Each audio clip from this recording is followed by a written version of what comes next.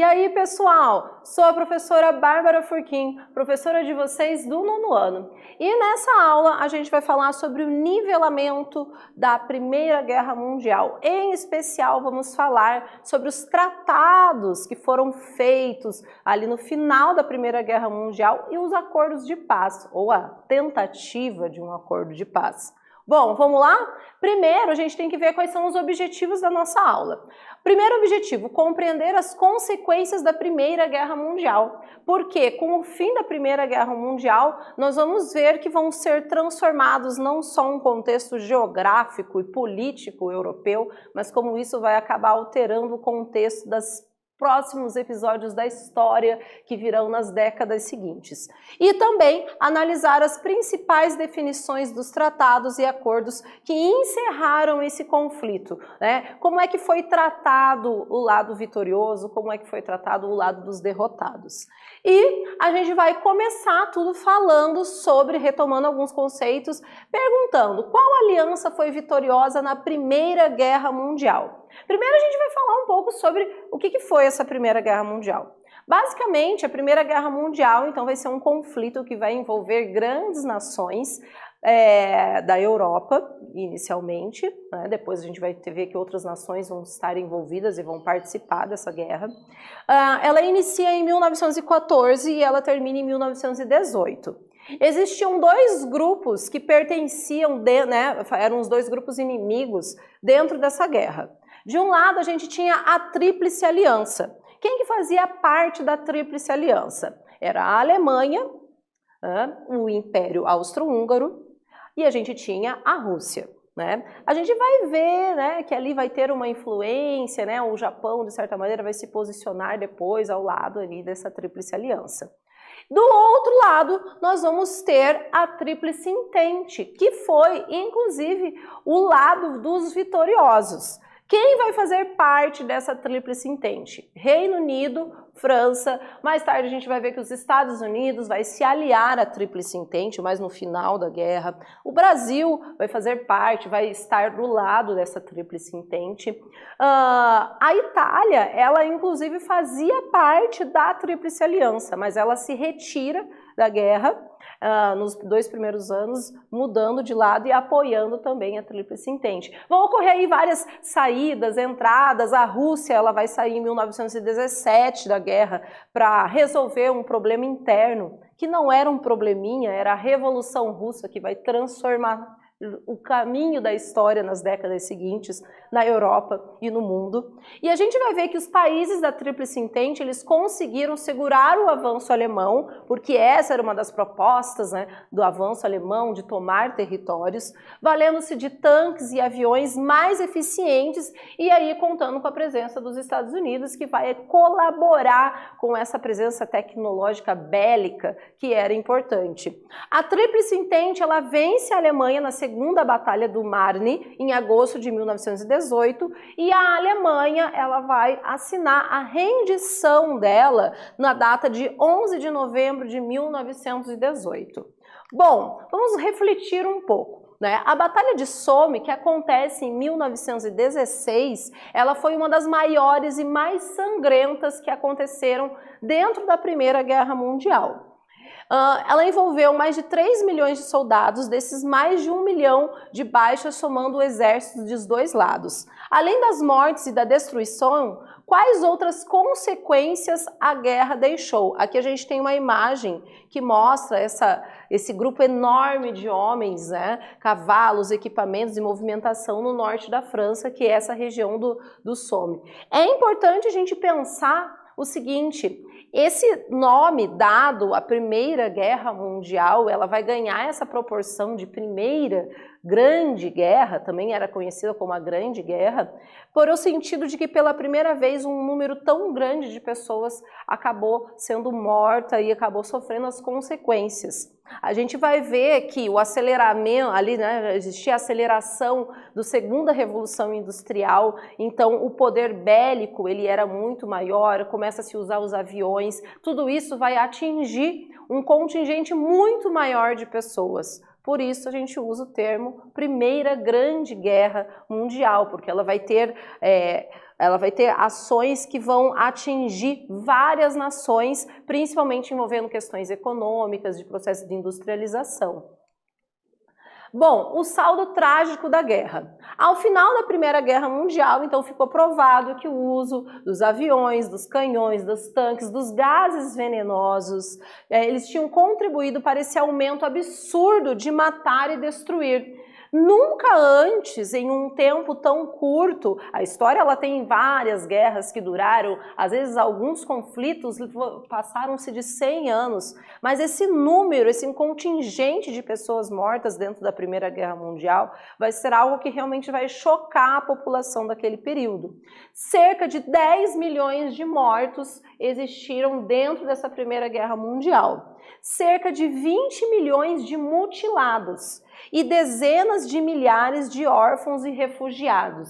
Esse momento é um momento inicial de um século. A gente vai ter várias contestações acontecendo, a gente vai ver a sociedade, junto com essa guerra, ela sendo transformada. Transformado o papel da mulher, que o marido perderam, muitas famílias foram destruídas por causa da guerra na Europa, e as mulheres passaram a ter um trabalho ativo, sendo a pessoa que conduziria, né, ali a questão econômica dentro da família. A gente vai ver uma série de transformações acontecendo na sociedade. Bom, chegamos aqui na nossa primeira atividade. Gente, quero que vocês leiam aí com toda atenção, vejam bem, analisem bastante o cartaz, o que se diz no cartaz, e a gente já volta para ver se vocês conseguiram entender.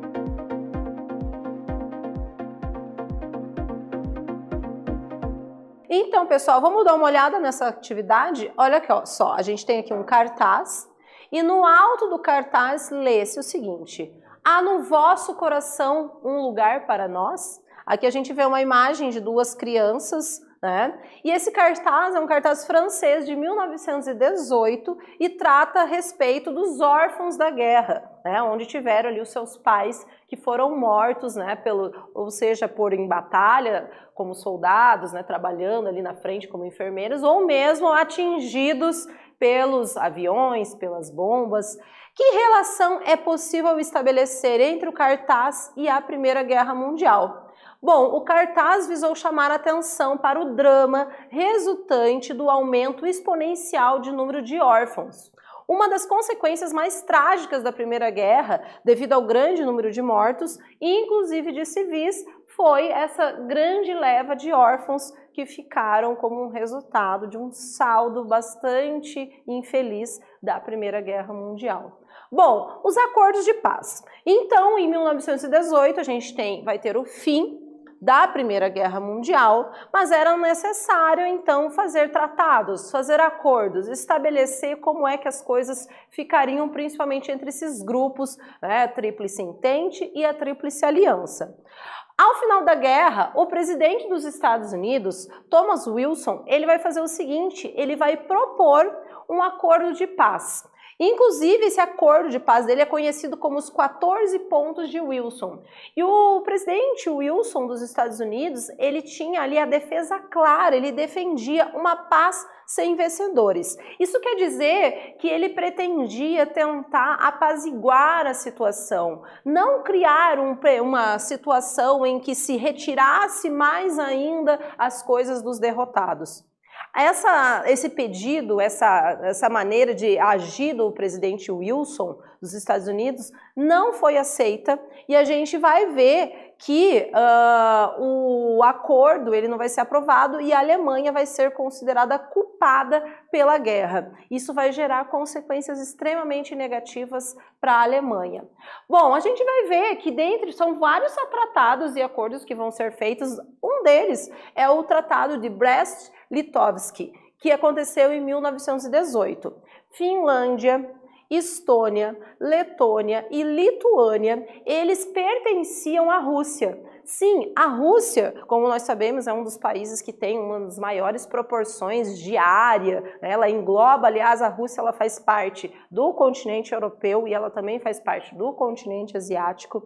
E esse contexto de dominação territorial, principalmente nas nações que pertencem ali ao que a gente chama de leste europeu, é um contexto de muito tempo. E a gente vai ver que essas nações aqui, então, Estônia, Finlândia, Letônia, Litônia, elas pertenciam à Rússia e elas vão se tornar independentes nesse tratado de Brest-Litovsk, que vai acontecer em março de 1918, quando a Rússia ela assina a sua retirada da guerra para cumprir ali as determinações particulares da Revolução Russa que vai acontecer no território, né? A gente não pode esquecer, então, que uma das promessas dessa revolução interna que está acontecendo dentro da Rússia era a retirada dela. A população russa se encontrava numa situação de miséria, de calamidade, e ela clamava pela retirada da Rússia dentro dessa guerra, que só causava mais prejuízos econômicos para aquela nação,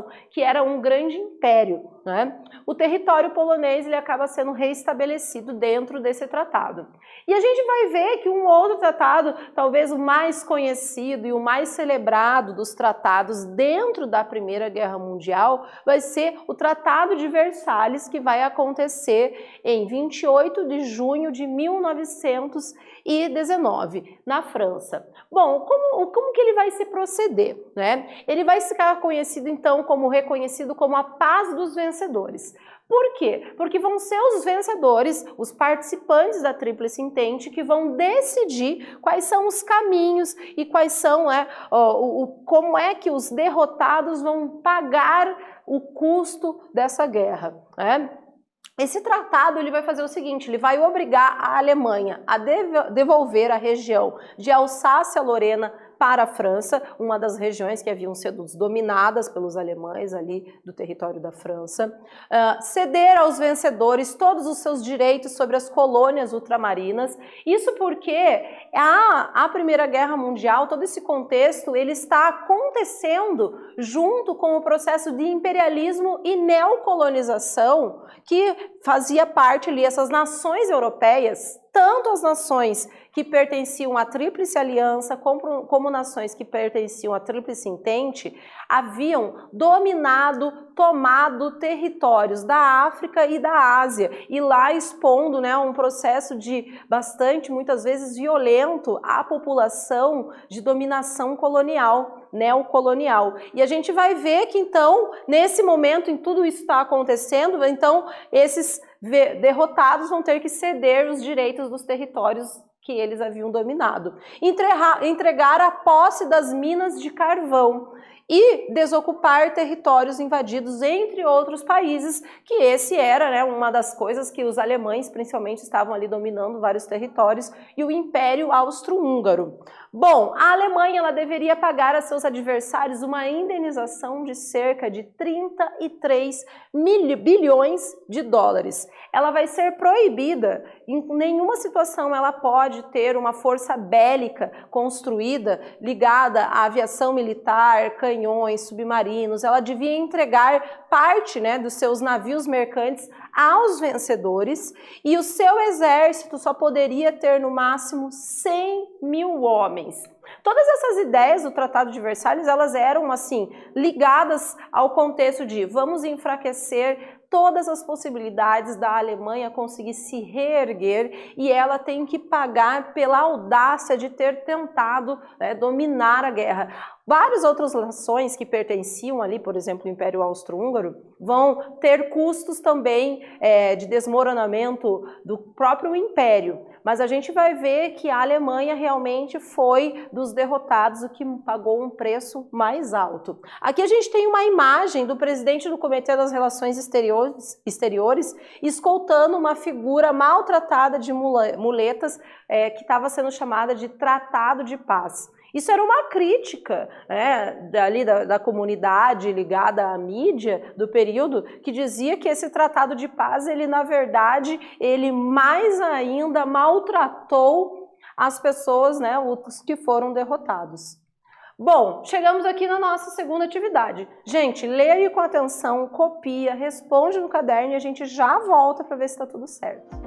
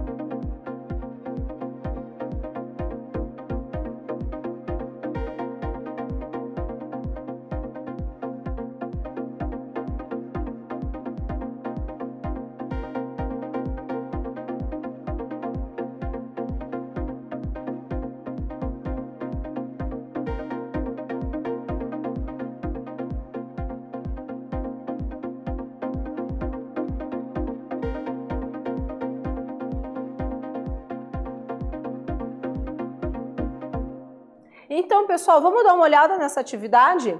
Quais as consequências que a Alemanha obteve com sua derrota na Primeira Guerra Mundial perante o Tratado de Versalhes? E a gente vai ver que aqui, em um resumo, era pagar os seus adversários uma indenização de 33 bilhões de dólares, ela foi proibida de ter uma aviação militar, canhões pesados, uma força bélica, submarinos. Ela teve que entregar aos vencedores parte de seus navios mercantes, entregar terras, minas de carvão, e o seu exército só poderia ter até 100 mil homens. E a gente vai ver aqui nesse mapa um pouco também desse contexto da Europa após a Primeira Guerra Mundial. Possivelmente você poucas vezes ouviu falar, no mundo atual, se você procurar no mapa o Império Austro-Húngaro, você não vai encontrar. Isso porque o Império Austro-Húngaro ele vai ser desmantelado durante o fim da Primeira Guerra Mundial através desses acordos.